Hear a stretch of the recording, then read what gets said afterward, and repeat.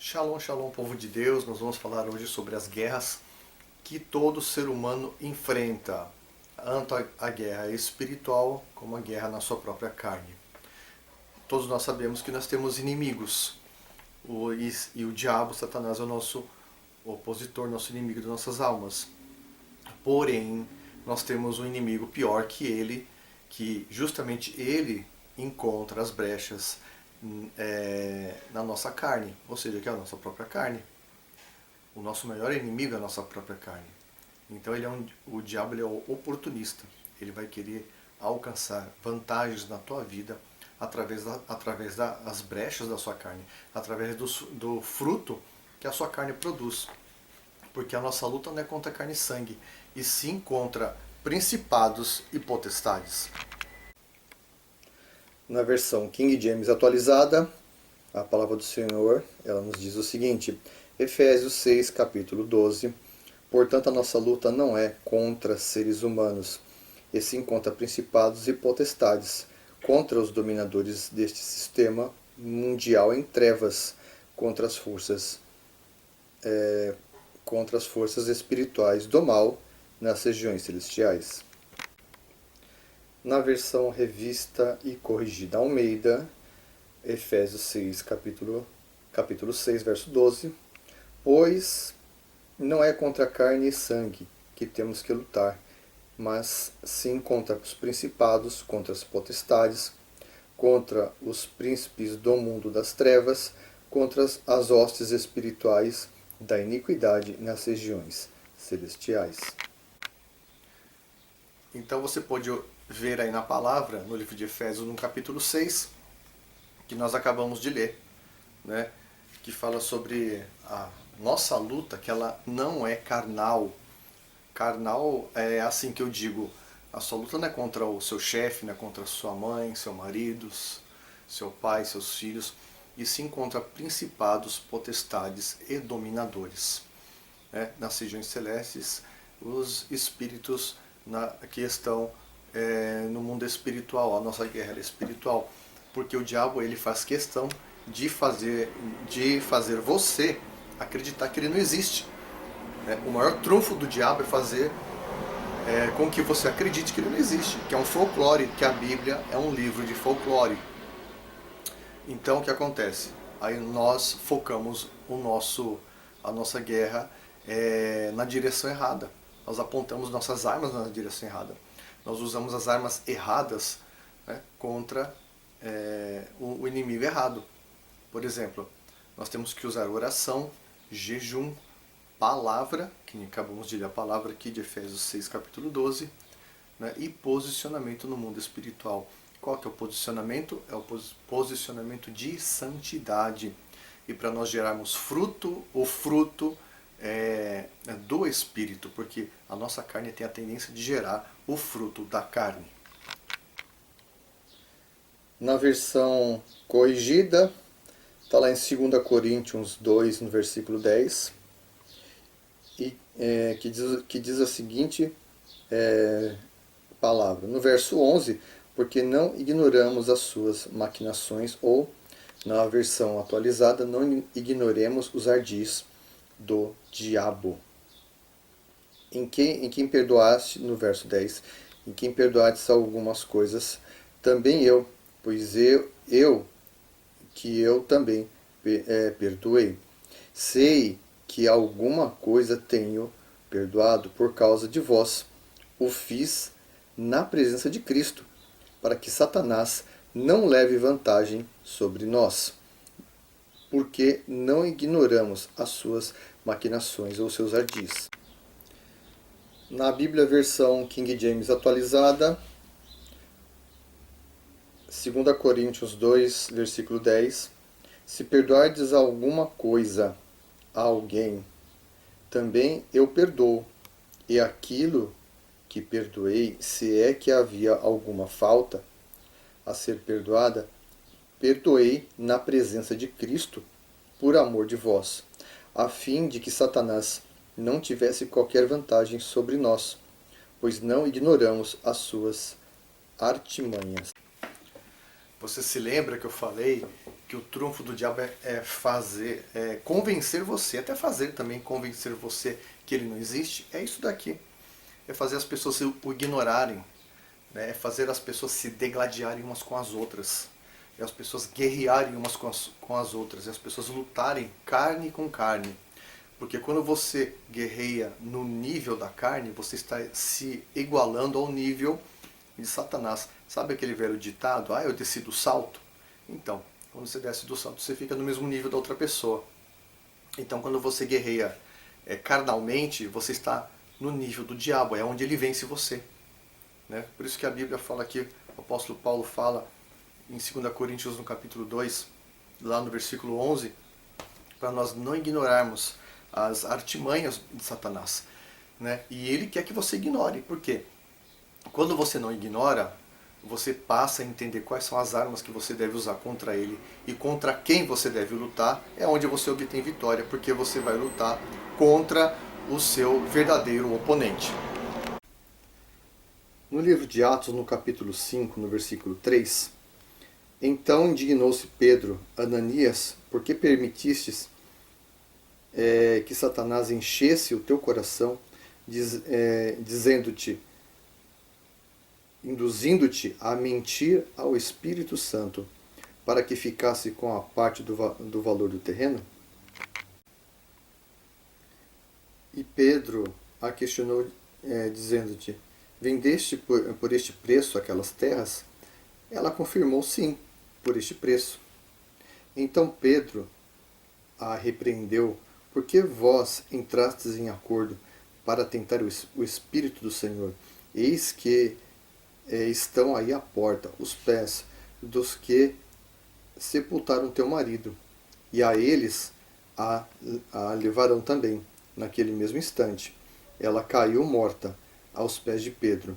Então aqueles homens entraram e encontraram-na morta. Encontrando-a morta, levaram-na e a sepultaram ao lado do seu marido. Como vocês perceberam no livro de Atos, no capítulo 5, Ananias e Safira, eles foram permissivos. Eles permitiram que Satanás enchesse o coração deles. Então eles tiveram uma permissividade. Porque todo tipo de obra da carne, ela tem uma origem. Ela tem um terreno onde ela vai nascer, onde ela vai brotar. E o terreno que o fruto da carne ele nasce é justamente no coração do homem. O coração do homem é o local do fruto, é o local onde nasce o fruto da carne. Como eu havia dito a respeito das obras da carne, em Gálatas no capítulo 5, lá no versículo 19, a Bíblia nos diz assim: ora, as obras da carne são manifestas: imoralidade sexual, impureza, libertinagem, idolatria, feitiçarias, ódios, discórdias, ciúmes, iras, egoísmos, dissensões, facções, invejas, bebedices ou embriaguez, orgias e tudo quanto se parece com essas perversidades, contra as quais vos advirto, como já vos preveni antes, os que as praticam não herdarão o reino de Deus.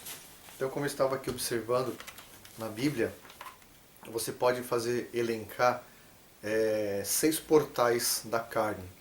3 deles atuam na área sexual, ou seja, diretamente na área da carnalidade sexual, que são justamente os primeiros lá no verso 19, que é a prostituição, a impureza, a lascívia ou libertinagem. Esses 3, eles atuam na parte da sexualidade. Os outros 2 itens, que é justamente a idolatria e a feitiçaria, eles atuam diretamente na área da espiritualidade, ou seja, na área de adoração, ou seja, idolatria e feitiçaria. Porque a Bíblia diz que todo pecado de rebeldia é feitiçaria. Então o que a gente mais vê, infelizmente, hoje nas igrejas, são cristãos que são rebeldes a seus pastores, a seus bispos e apóstolos. são rebeldes à visão da igreja a qual eles congregam, são rebeldes à própria palavra de Deus. Então eles não têm uma vida no altar de Deus. Então eles praticam a feitiçaria. Eles são piores que o macumbeiro, que o feiticeiro, essas pessoas que fazem trabalhos encruzilhadas, eles se igualam a elas. Porque a Bíblia fala que o pecado de rebeldia é pecado de feitiçaria. Vamos para a palavra para não dizer que o pastor está falando heresia. 1 Samuel no capítulo 15, a partir do versículo 23, eu estou usando aqui meu tablet com a palavra. Portanto, a rebeldia é como o próprio pecado de feitiçaria, e a arrogância como o mal da idolatria. Porque rejeitastes a palavra de Yahvé, ele também rejeitou como rei do seu povo. Olha aqui a Bíblia na sua versão revista e atualizada de Almeida.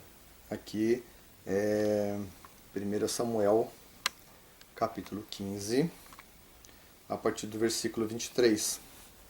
A palavra do Senhor diz aqui, ó: porque a rebelião é como pecado de feitiçaria, e a obstinação é como a idolatria e culto a ídolos do lar. Visto que rejeitaste a palavra do Senhor, ele também te rejeitou a ti, que não sejas rei.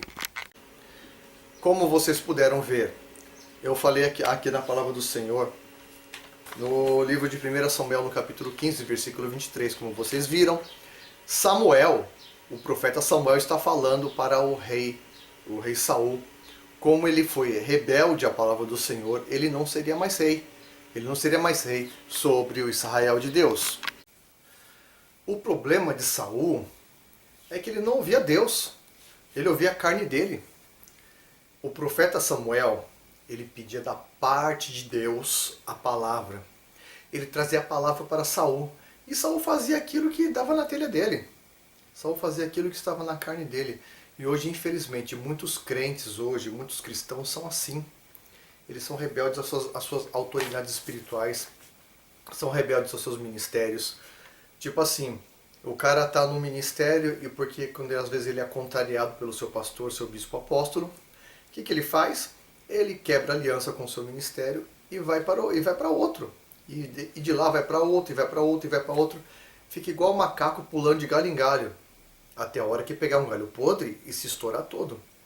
Eu não estou querendo dizer que rebelde aqui é quando uma pessoa tem uma chamada de Deus, ela sai do ministério que ela se encontra, onde ela foi fiel durante muitos anos, e vai para um outro, onde ela vai executar o chamado de Deus, a chamada do Senhor. Eu não estou falando disso.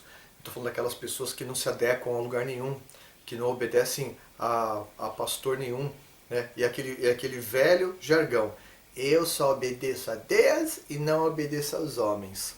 Mas caso você não saiba, os homens são instrumentos de Deus. E a Bíblia diz que toda autoridade instituída é por Deus. E aquele que se opõe a ela, se opõe a Deus. Então, você, meu querido, se você não obedece ao seu pastor e fala, eu só obedeço a Deus, você é um rebelde. Né? E você entra nessa categoria aqui de idolatria e de feitiçaria. Você é um feiticeiro dos bravos. A Bíblia que diz, acabamos de ler aqui, 1 Samuel, né, capítulo 15, no versículo 23. A outra classe, a terceira classe de fruto da carne, eu classifiquei inimizade, ódio, porfias e discórdias.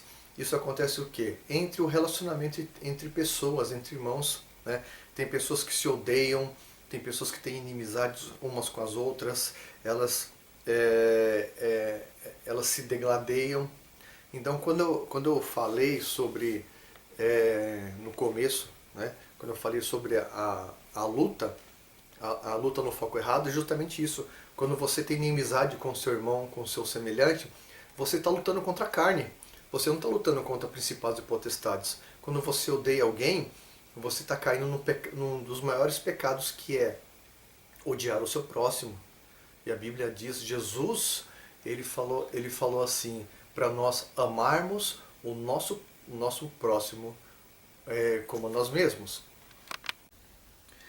Vamos novamente à palavra, em Mateus capítulo 5, Mateus 5, no versículo 20 e 21 em diante, que a Bíblia diz assim: Ouviste o que foi dito aos antigos? Não matarás, e quem matar está sujeito a julgamento, certo? Eu, porém, vos digo que todo aquele que sem motivo se irá contra o seu irmão, deixa eu focar aqui, o seu irmão está sujeito a julgamento, e que proferir um insulto a seu irmão estará sujeito a julgamento do tribunal. E quem lhe chamar tolo estará sujeito ao inferno de fogo. É muito sério isso. Vocês viram aí como é sério? Mateus capítulo 5, do versículo 21 ao 22. A Bíblia diz que você se irar contra o seu irmão sem motivo, você estará sujeito ao inferno de fogo. Por quê, pastor? Eu vou explicar por quê. Jesus Cristo morreu por quem? Pela Amazônia? Lógico que não, querido. Ele morreu por toda a humanidade. Ele morreu por mim e por você e por todo ser humano que existiu, que existe e que existirá na face da terra. Então, quando você se ira, né, que aqui é um dos frutos da carne, que eu acabei de dizer, inimizade, ódio, porfias e discórdias, quando você tem discórdia com teu irmão, você está se levantando contra aquela pessoa que em Jesus pagou um alto preço de sangue. Você está se rebelando, você é um feiticeiro. Você está se rebelando contra aquele a quem Cristo entregou a sua vida. Então, a Bíblia diz, o maior mandamento é amar a Deus com toda a sua força, né, com todo o seu sentimento, assim diz a palavra, não é verdade? Amar a Deus sobre tudo. O segundo maior mandamento, Jesus falou, amarás o teu próximo como a ti mesmo. Então, quando você odeia o teu próximo, o que acontece? Você cai, você incorre nesse mandamento. Ou seja, infelizmente, este versículo aqui, de Mateus 5, 22, infelizmente, ele vai mandar muito crente para o inferno no dia do julgamento. Infelizmente. Eu espero que você não esteja enquadrado nisso, né? Infelizmente, o que mais tem é briga. O que mais tem é contenda, divisão, por tudo quanto é tipo de situação. Dinheiro, posição social, posição eclesiástica, porque a minha igreja é melhor que a sua. Essas besteiradas todas. Porque placa de igreja não salva ninguém. Quem salva é Jesus Cristo. E Jesus Cristo não vai vir buscar placa A, placa B, placa C. Jesus Cristo, ele vem buscar o seu povo lavado e remido no sangue do Cordeiro. Então, nós temos que começar a vigiar, porque o diabo ele está gerando tanta inimizade. É ministério contra ministério, é apóstolo contra apóstolo, bispo contra bispo, pastor contra pastor, líder contra líder. É uma coisa ridícula, né? Eles sabem disso, eles conhecem a Bíblia toda e caem nesses erros elementares, né? Erros primários da palavra de Deus. Né? Sabe aquele arroz com feijão? Estão pecando no arroz com feijão. Estão pecando em erros elementares. A quarta janela, né, que eu falei aqui dos frutos do Espírito, da carne, falando da carne primeiro, perdão, dos frutos da carne, eu elenquei aqui os ciúmes, a ira e o egoísmo também, que entram na parte emocional da pessoa. Né? Os ciúmes, o que acontece? Pessoas que matam por ciúmes. Eu costumo assistir naquele programa que passa no Investigação Discovery, na TV a cabo, no ID. Lá mostra muitos casos de crimes que ocorreram lá nos Estados Unidos. Lá passa os crimes de lá, mas isso ocorre no mundo inteiro, óbvio, né? E passam crimes lá. A maioria dos crimes que ocorrem lá são de pessoas que frequentam igrejas. Eu fico assistindo aquele programa e eu vejo cada caso pessoas que têm cargos dentro de igrejas, pessoas que frequentam igrejas que professam o nome de Cristo cometem crimes por conta dos ciúmes, né? Por conta das iras, né? Iras familiares, por conta do egoísmo. O que é o egoísmo? O egoísmo é as pessoas brigarem por causa de bens materiais, porque elas querem tudo para elas, é meu, querem destruir as outras por conta do egoísmo, né? Elas são pessoas materialistas, são pessoas que querem tudo centralizado nelas. A quinta janela, né, o quinto portal que eu elenquei aqui são 4 itens do fruto da carne. Dissensões, facções ou partidarismos e invejas. O que é dissensão? Dissensão, o nome já está dizendo, são as divisões que ocorrem entre as pessoas, que elas se degradeiam, elas se dividem, elas se tornam inimigas entre elas. E as facções e partidarismo é o quê? A pessoa toma partido. Hoje em dia a gente vê muito partidarismo por conta de política, partidarismo eclesiástico, minha igreja, eu sou a igreja tal, né? Venha rei na igreja tal, né? Venha para minha igreja, a minha igreja salva, a sua não salva. Essas besteiras, né? Partidarismo. Sabe qual que é o pior partidarismo, um dos piores partidarismos que tem? É quando a pessoa sai de um ministério e vai para o outro. Vamos supor, a pessoa saiu do ministério A e foi para o ministério B. O que acontece? As pessoas do Ministério A, quando encontram essa pessoa que foi para o Ministério B, elas não olham mais na cara, elas não cumprimentam, elas excluem da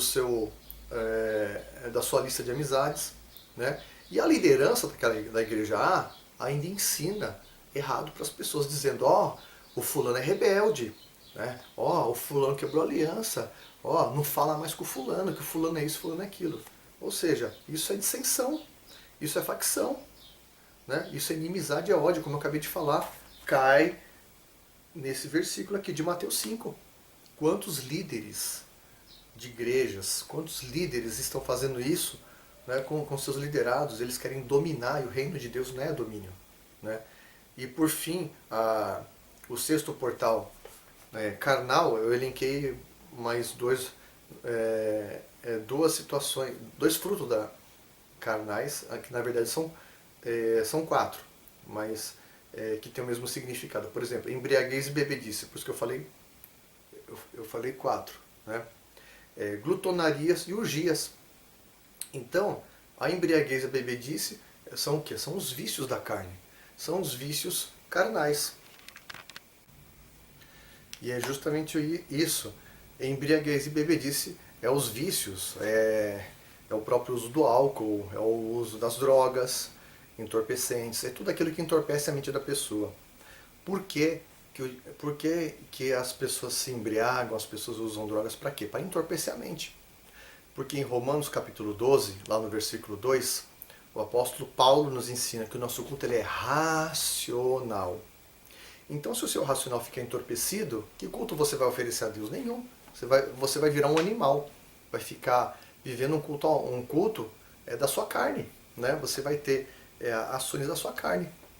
Então a embriaguez, que entorpece a mente do homem, é justamente para quê? Com qual objetivo o diabo faz o homem ficar viciado, embriagado, entorpecido? Para quê? Para ele não ter um culto racional, para ele não racionalizar mais a palavra de Deus. Porque quando você lê a palavra, você medita na palavra, você entende com a tua mente, você racionaliza e desce para o coração onde ela é transformada em fé, né? O seu coração é a terra, né? É a sua terra, onde você vai gerar o fruto do Espírito. Se ela não for uma terra boa, ela vai gerar os frutos da carne, como eu acabei de falar. E por fim, glutonarias e orgias. O que quer dizer isso? É os vícios da carne. Glutonaria, a pessoa que glutonaria, o próprio nome já fala, a pessoa que se entrega para os prazeres da carne, para a comilança, para os prazeres das orgias, né? Para os prazeres carnais, enfim, são essas situações que provocam o fruto da carne. Então nós temos que ter esse entendimento, porque é exatamente isso que o diabo quer. Ele quer que todo cristão produza frutos da carne e não frutos do Espírito. Tanto é que você pode ver, eu elenquei aqui 15 itens, se você for olhar lá em Gálatas 5, é lógico que tem mais que isso. Né? Tem quase uns 20 aí de fruto. Aqui, fora daqui, não entrou ainda mentira, né? Não entrou, o que mais? O engano, enfim. Tem outros frutos da carne que não estão elencados aqui, mas eles entram nessa listagem. Aqui no livro de 1 Pedro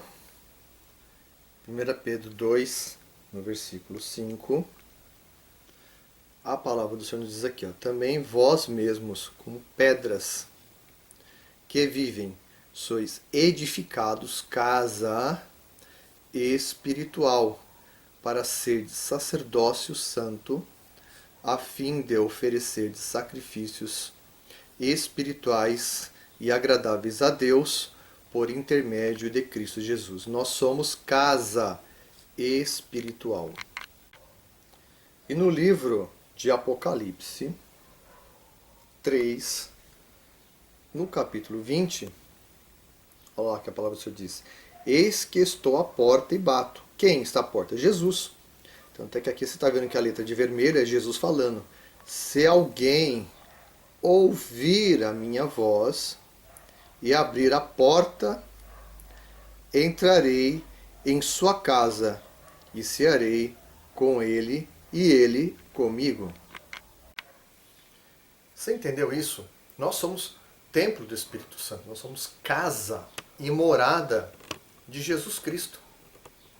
E a palavra do Senhor nos diz aqui, né, que ele vem à porta e bate. Se nós abrirmos a porta do nosso coração, ele vai entrar e vai cear conosco, ele vai ter comunhão com você. O que quer dizer isso? Quer dizer que a nossa vida era compartimentada. A Bíblia fala que a nossa vida é como uma casa. E uma casa tem o quê? Vários compartimentos.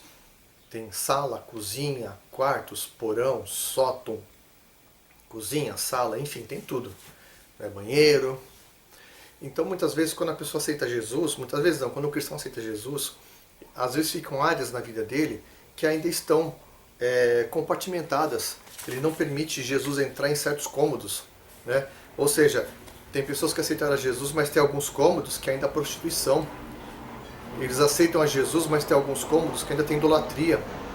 Ou tem dissensão, ou tem inveja, ou tem briga. São os cômodos que muitas vezes você fala assim, Jesus é o Senhor da minha vida, mas essa área cuido eu. Jesus é o Senhor da minha vida, mas essa área pode deixar que eu cuido, que eu arrumo.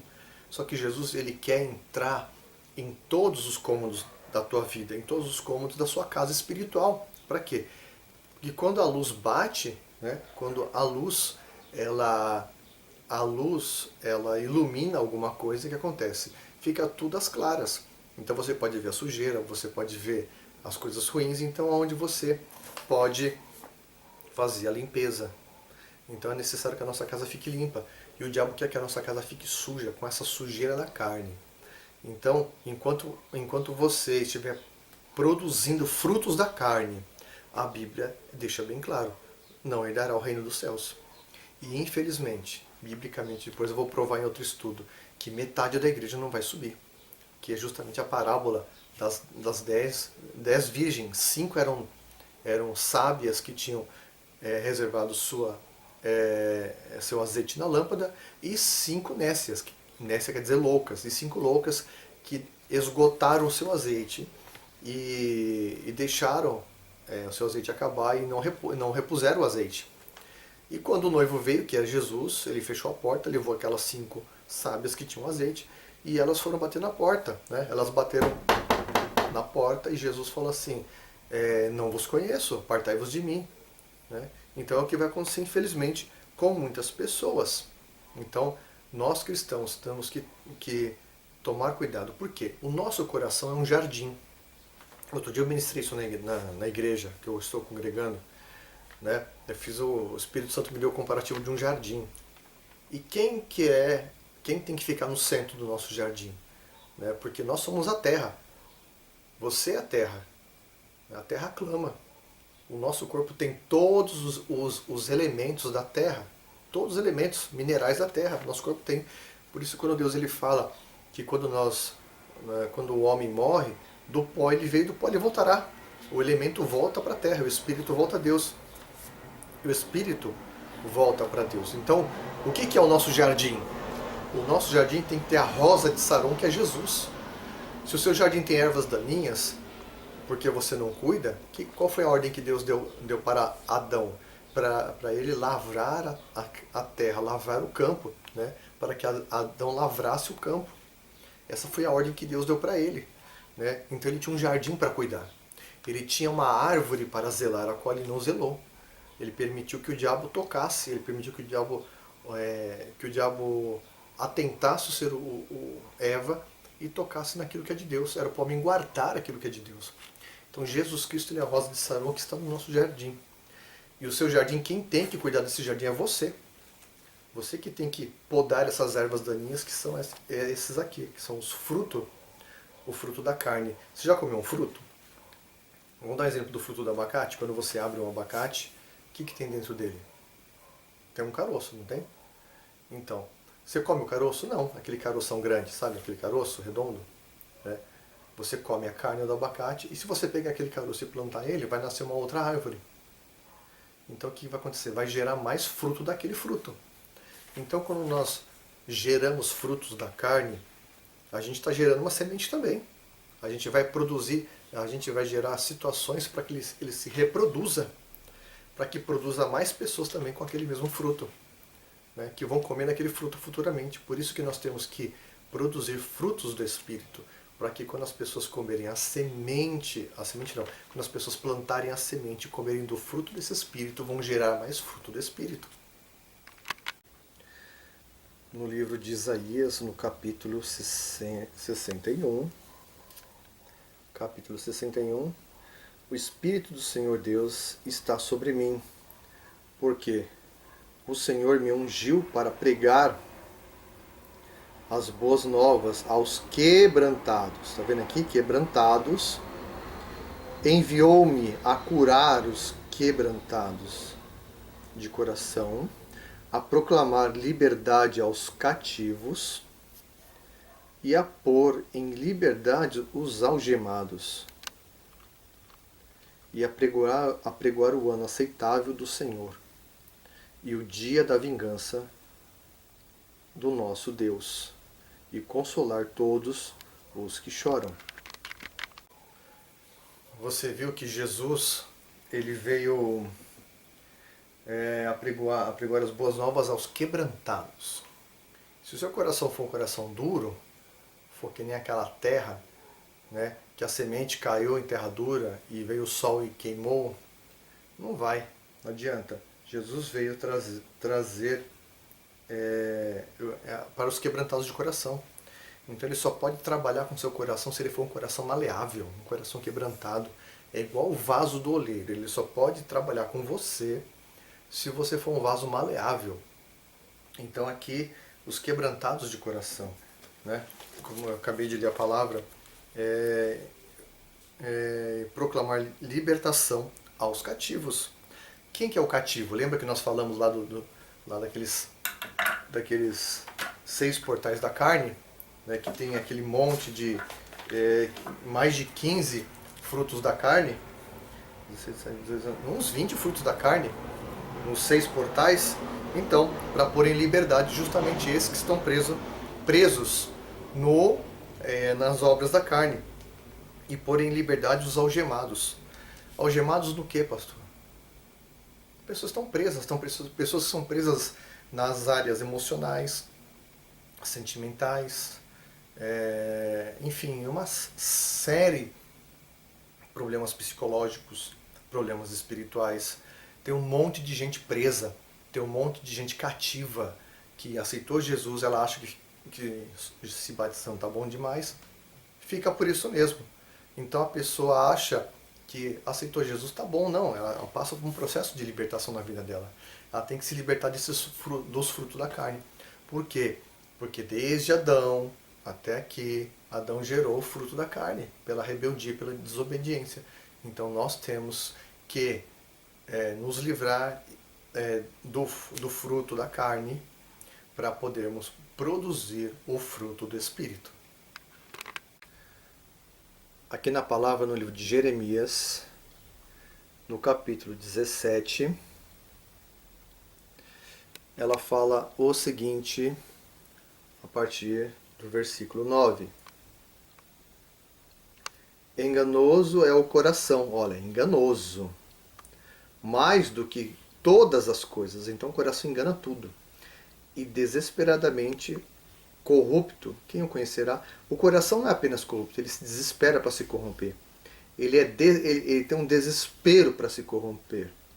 Eu, o Senhor, esquadrinho o coração e provo os pensamentos, e isso para dar a cada um segundo o seu proceder e segundo o fruto, lembra que eu falei do fruto, das suas ações. Bora ver agora em Mateus, no capítulo 15, a partir do versículo 16. Olha aí o que Jesus está dizendo aqui. Também vós não entendeis ainda? Não compreendeis que tudo o que entra pela boca desce para o ventre e depois é lançado em lugar escuso? Mas o que sai da boca vem do coração. E é isso que contamina o homem. Porque do coração procedem, olha, do coração procedem maus desígnios, homicídios, adultérios, prostituições, furtos, falsos testemunhos, blasfêmias. São estas coisas que contaminam o homem, mas o comer sem lavar as mãos não o contamina. Você seguiu a linha de raciocínio? Você viu quando eu falei sobre o fruto da carne? Você viu que eu falei que o nosso coração ele é um jardim? Você viu que Jesus falou aqui em Mateus 15? Mateus 15 aqui? Porque do coração procedem, ou seja, brotam do coração, maus desígnios, homicídios, adultérios. E a Bíblia fala que os homicidas não herdarão no reino de Deus. Isso está em Apocalipse. E não está relacionado, não está elencado lá em Gálatas 5. Lembra que eu falei que tem outros? Homicídios, mentira, e assim por diante. Então, os homicidas não herdarão o reino dos céus. Aí você fala, pastor, e aquele cara que se suicida? O suicídio é um pecado eterno. Por quê? Eu vou explicar por quê. Vamos supor, você mentiu para o seu irmão. Você está vivo ainda, você tem tempo de você, puxa vida, eu menti para o meu irmão, eu fiz mal para o meu irmão. Você tem tempo de chegar, Senhor, me perdoa, porque eu menti, eu pequei, eu prostituí, eu adulterei contra o meu irmão. Você tem tempo para você se arrepender e Deus perdoa seu pecado, né?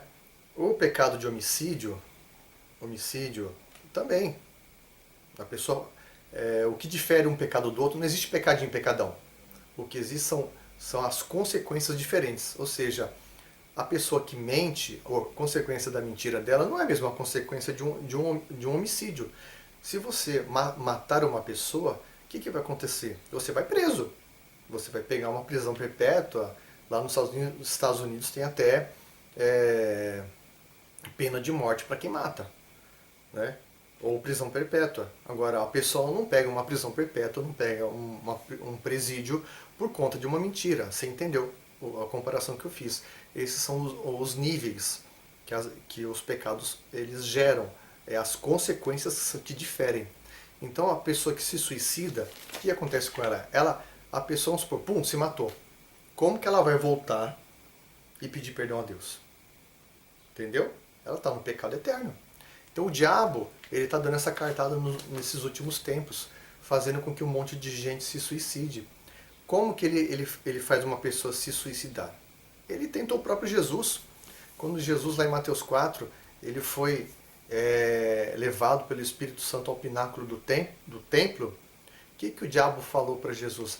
Sobe lá em cima e atira-te daqui embaixo, que o Senhor dará ordem aos seus anjos para que te guardem. Ou seja, o diabo tentou Jesus para que Jesus se suicidasse. E Jesus falou, arreda-te de mim, Satanás, porque ele estava cheio do Espírito Santo. Então o que leva uma pessoa a se suicidar é falta de vida no altar, é santidade. Lembra que a gente falou aqui, ó, que o coração produz? Homicídio. Quando você se mata, você está fazendo um auto-homicídio, que é o suicídio. Você tá comendo do fruto que o seu próprio coração gerou. Então o suicídio é um fruto da carne. É um pecado. Por isso que a pessoa que se suicida não vai para o céu, porque aí falam para mim, que a gente vê no Facebook, a gente vê na televisão, pastor de mega igreja, de grande ministério se suicida, presbítero se suicida, pastor se suicida, e não sei quem mais, líder se suicida. Por quê? Porque entrou no ativismo, entrou naquela vida carnal, né? Porque a Bíblia fala que aquele que está de pé cuide para que não caia. Não é porque eu sou um pastor, não é porque eu sou um apóstolo, não é que eu vou falar, poxa vida, eu tô de boa. Não.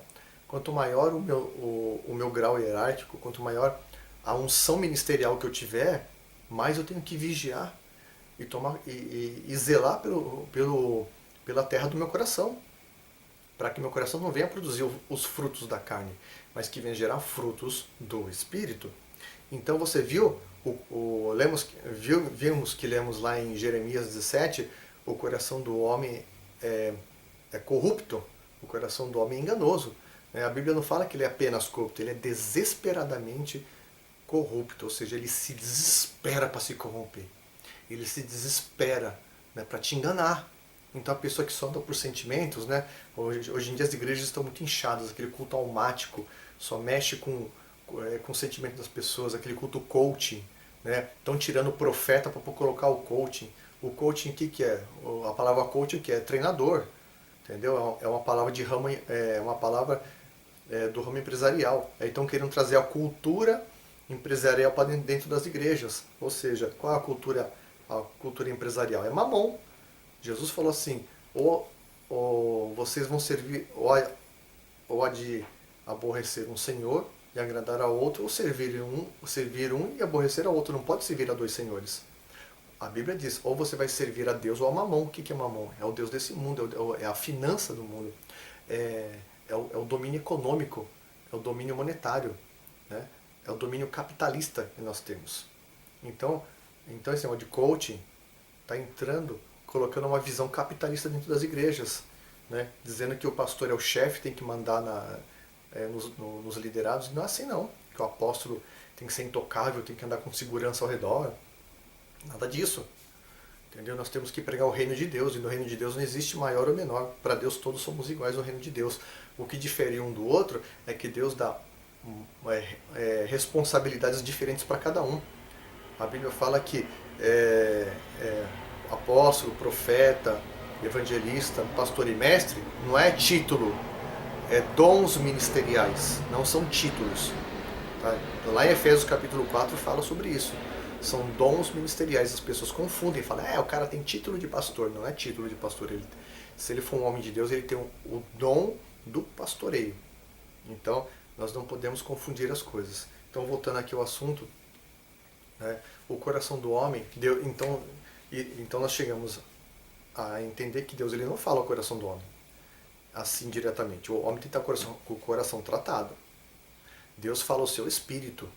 Você pode ver que todos os profetas da Bíblia, a Bíblia diz, e veio a minha palavra do Senhor, e assim diz o Senhor. Né? Deus ele fala por sonhos, por visões. Deus ele não fala diretamente, Deus não trata com carne, coração é carne. Coração é a sede dos nossos sentimentos. O coração é a sede dos nossos sentimentos. Né? E Deus ele se relaciona com o nosso espírito. O nosso coração gera fé. Né? O nosso coração, o nosso sentimento gera fé. Então as igrejas hoje elas querem trabalhar só a alma da pessoa. E a pessoa fica num culto automático. E a pessoa fica vivendo de emoções. E o cara não é convertido. O cara tem um título de crente, o cara não é convertido, o cara anda com uma Bíblia debaixo do braço, fala que é crente, a Bíblia debaixo do braço, fala que é crente, quebra o pau com o irmão dele, odeia o irmão dele, o cara é um avarento, é um prostituto, vai para a igreja e se ele morrer assim, sem arrependimento, ele vai para o inferno. E, infelizmente, a Bíblia nos ensina assim. Bem, eu encerro agora esse tópico sobre o que produz o nosso coração, né? Para você entender o que o coração do homem produz. Né?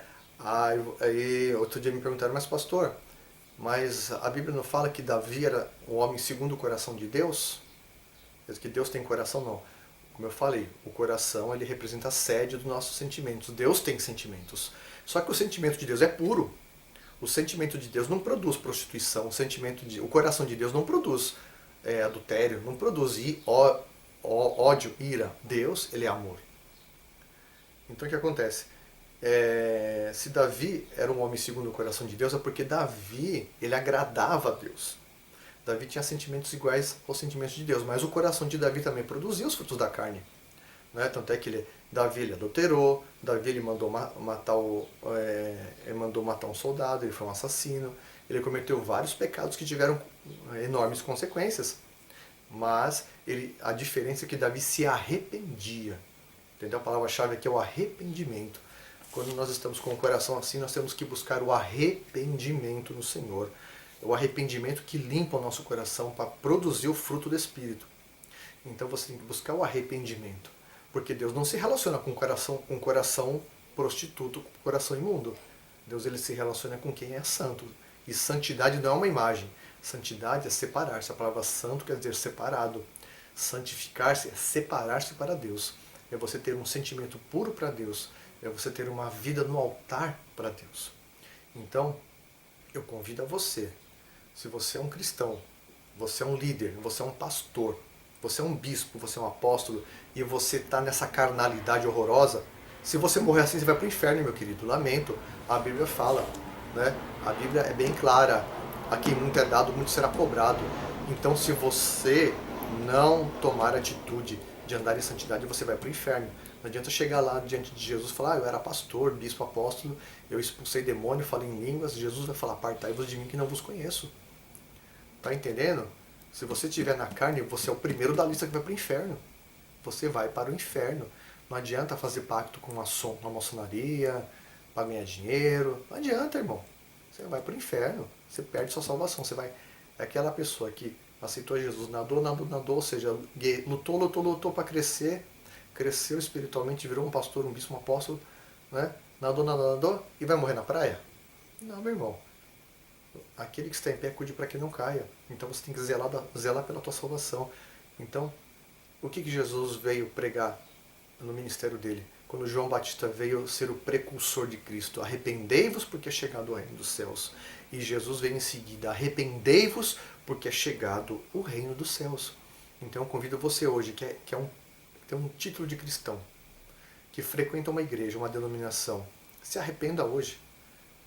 Se humilhe, põe a sua cara no pó, vá buscar a palavra de Deus, vá se alimentar da palavra do Senhor, vá encher o seu coração, vá limpar o seu coração das ervas daninhas que produzem frutos da carne, vá fazer uma reflexão, que o apóstolo Paulo fala lá no livro de Coríntios 11, quando fala sobre a ceia, examine-se o homem a si mesmo, examine-se todo dia. Eu também me examino, eu também tenho os meus erros, as minhas falhas humanas. Eu já errei muito na minha vida também, mas eu me examino e eu busco arrependimento no Senhor. Eu busco ter um coração quebrantado na presença do Senhor, para que o Senhor possa me curar, me libertar e me limpar. Você tem que ter esse coração. Eu não estou falando isso para pessoa que não conhece a palavra, eu estou falando isso para pessoas que já conhecem a palavra, que têm ministério e que andam no caminho do Senhor. Então eu falo para você que é bispo, que é pastor, que é apóstolo, que é presbítero, que é líder eclesiástico, reverendo, padre, seja lá o que você for, entendeu? Vá se arrepender, senão você vai para o inferno. Então, eu te amo em Cristo, né? Depois eu volto com mais tópicos da palavra de Deus. Deus te abençoe, shalom, shalom.